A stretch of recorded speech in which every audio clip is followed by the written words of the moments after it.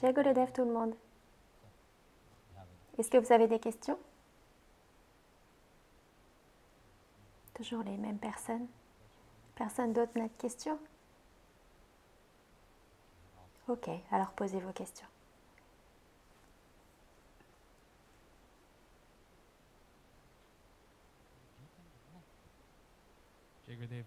Jai Gurudev Guruji. Je regardais le mur ici avec tous les saints et une chose qu'ils ont en commun, c'est toute la souffrance qu'ils ont dû traverser. Mais pourtant, en tant qu'être humain, lorsque nous sommes mis au défi, eux transforment la souffrance en sainteté et nous transformons la souffrance en abus. Abus d'alcool, abus de soi, vengeance. Je voudrais vous poser une question. Comment transformons-nous la souffrance en sainteté? En devenant un saint. Vous voyez, les saints, le mental d'un saint n'est pas attaché au drama. Aujourd'hui, pendant Darshan, quelqu'un m'a demandé comment est-ce que je peux sortir du drama du mental. En réalité, c'est plutôt difficile, même Krishna le dit. Parmi tout ce qui est difficile à conquérir, je suis le mental. Mais il n'a pas dit que c'était impossible. Vous voyez, très souvent, on oublie la divinité qui est à l'intérieur. On place notre ego à un niveau très haut. Et on danse et on joue sur la mélodie de l'ego. Et aussi longtemps que l'ego est là, bien sûr, la façon dont vous percevez les choses est différente. Alors que pour les saints, par exemple, pour eux, qui est le plus important? C'est quoi la chose la plus importante? C'est Dieu. Tout ce qui arrive dans leur vie, c'est seulement par la grâce de Dieu. Tous les saints, comme vous l'avez dit vous-même, si vous regardez leur vie, ils sont tous passés par la souffrance. Il n'y en a pas un seul qui n'est pas passé par là. Et pourtant, on les loue. On les prend en tant qu'exemple. Qu'est-ce que vous percevez en eux? Est-ce qu'ils étaient déviés, divertis? Non. Ils restaient là forts. Ils sont clairs sur leur chemin. Ils sont clairs sur ce qu'ils veulent atteindre et ils perçoivent la grâce de Dieu en tout. Il y a une belle histoire qui dit comment un dévot doit être. Vous voyez, il y avait un éléphant qui est rentré dans un village. Et surtout en Inde, quand un éléphant entre dans un village, qu'est-ce qui se passe dans la tête des gens? Qu'est-ce qu'il représente, l'éléphant? Non, il ne pense pas au fait d'être puissant et toutes ces choses.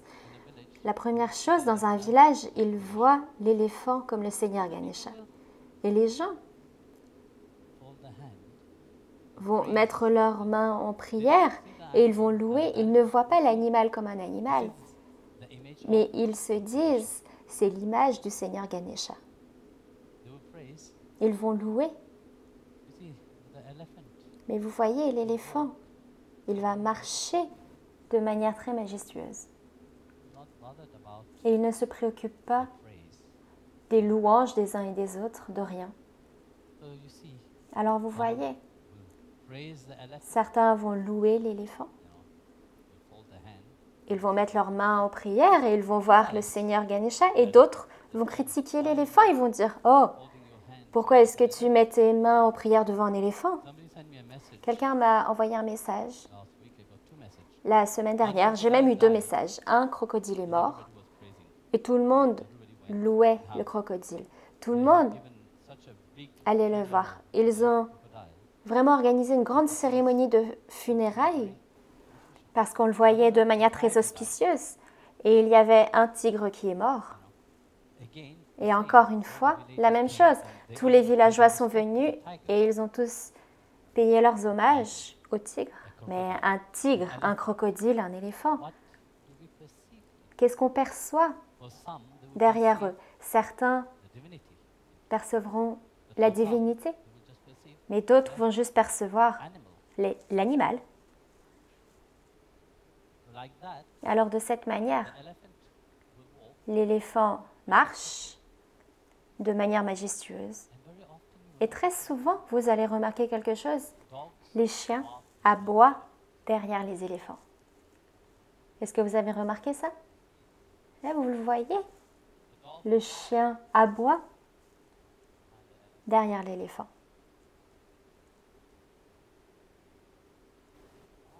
Si vous demandez au chien, pourquoi est-ce que tu aboies? Si vous parlez son langage et vous lui demandez, pourquoi est-ce que tu aboies? Le chien ne pourra pas comprendre, il ne pourra pas vous répondre à pourquoi est-ce qu'il est en train d'aboyer. Il va dire, en fait, on est en train d'aboyer parce que ces gens mettent leurs mains en prière. Alors qu'en réalité, ça n'a rien à voir avec l'éléphant. L'éléphant n'a rien à voir avec le chien. Mais quand on voit l'éléphant, sa manière de marcher, l'éléphant ne se préoccupe pas des louanges des gens. Il ne regarde même pas derrière, il ne regarde même pas ses chiens qui critiquent. L'éléphant continue d'avancer et de marcher. Alors c'est la même attitude qu'ont ces saints-là. Leur mental est pleinement abandonné, pleinement focalisé, et rien ne peut dévier ce mental. Si ce mental est focalisé, s'il est concentré, s'il est fort, même si ce mental va peut-être un peu trembler de temps en temps, il est toujours fixé sur le Seigneur lui-même. Et rien ne peut les bouger. Et c'est comme ça qu'ils deviennent grands. Alors que le chien va continuer d'aboyer. Les gens normaux vont bouger et ils vont passer d'une position à l'autre en raison de leur arrogance, en raison du fait qu'ils soient aveugles. Et en réalité, vous voyez, ce qui fait que ces saints sont grands, c'est qu'ils perçoivent la grâce de Dieu en tout. Tout ce qui se passe dans leur vie, ils le voient comme une bénédiction. Ce qui est en réalité vrai. Par exemple, quelqu'un vient vous voir et vous critique. Pourquoi est-ce que vous pensez que la personne est en train de vous critiquer? Parce qu'elle voit quelque chose à l'intérieur de vous qu'elle ne peut pas atteindre, qu'elle ne peut pas avoir. Et ça même, si c'est son plus grand intérêt d'atteindre ça, elle ne peut pas. Et au lieu d'avoir autant de choses par lesquelles passer, la lumière d'un saint rayonne beaucoup plus et ça les aveugle. Ils ne voient pas la réalité. Mais le saint perçoit cette lumière. Si vous êtes dans la lumière, vous allez voir la lumière. Vous ne pouvez pas ne pas voir la lumière dans ce cas-là. Et c'est pour ça que Krishna dit dans la Gita, « Je suis assis à l'intérieur du cœur de tout le monde. » Alors là, Bhagavan dit, quand vous êtes en connexion avec lui, profondément à l'intérieur, rien ne peut vous préoccuper. Et vous percevez comme il y a ce beau discours entre Bhakti Devi et Vitala. Bhakti Devi lui a dit, pourquoi est-ce que tu traites tes dévots de cette façon? Parce que très souvent, vous entendez ça sur le chemin spirituel. Pourquoi est-ce qu'on devrait avoir autant de problèmes? Oui ou non? Très souvent, on ne comprend pas le mystère derrière tout ça. Alors Bhakti Devi a dit, mais c'est assez cruel la façon dont tu traites tes dévots, ceux qui se sont abandonnés à toi. Alors Bhagavan, Vitala, a répondu, pourquoi est-ce que le dévot vit sa vie? Il vit sa vie seulement pour m'atteindre.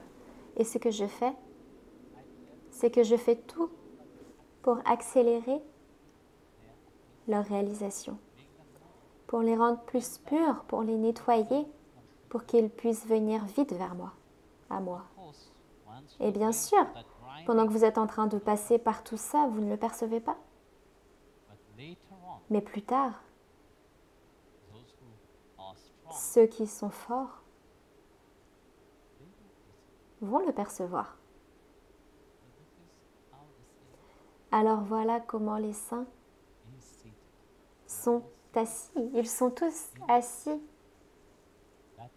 dans cette attitude-là. Ils sont tous dans cette attitude qu'ils lui appartiennent. Et ils sont en lui, peu importe ce qu'il leur donne. Ils l'acceptent. C'est OK? D'autres questions?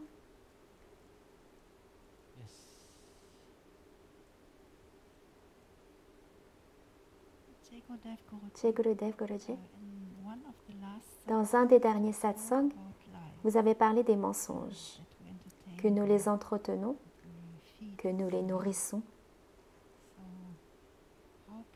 Alors comment pouvons-nous en prendre conscience pour nous en débarrasser? Vous voyez, les mensonges, ça c'est quelque chose que l'ego aime. L'ego, il est nourri par les mensonges. C'est la nourriture de l'ego. Et plus on le nourrit, plus il devient heureux. Et plus grand il devient. Alors, qu'est-ce que vous voulez réellement? Vous voulez nourrir votre ego? Ou vous voulez être qui vous êtes réellement? Parce qu'en essence, en tant qu'être humain, vous avez ce potentiel de la divinité à l'intérieur de vous-même. Vous voulez vous raccrocher à cette partie-là? Ou alors vous voulez vous raccrocher du côté de l'ego? Et ça, c'est votre choix. C'est pour ça que quand vous êtes sur le chemin spirituel, la première chose qu'on enseigne, c'est d'abandonner le mental, de transformer le mental. Si le mental n'est pas transformé, vous pouvez pratiquer autant que vous voulez, rien ne va se passer.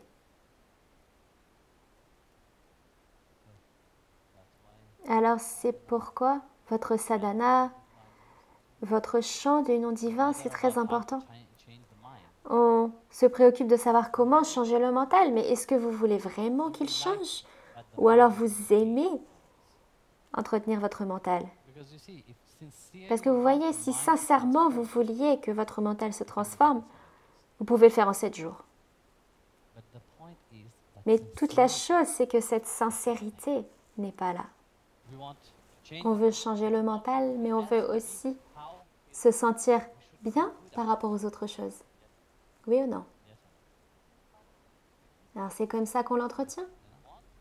On veut changer, oui, mais on veut que ça soit de notre façon, comme nous on pense qu'il faut que ce soit. Et ça, c'est une tâche plutôt difficile.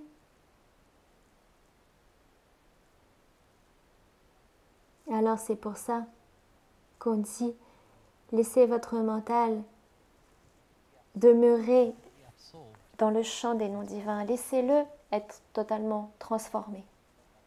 Plus vous laissez ce mental être absorbé dans le nom divin, mais vraiment et sincèrement, la transformation va arriver. Jai Gurudev tout le monde.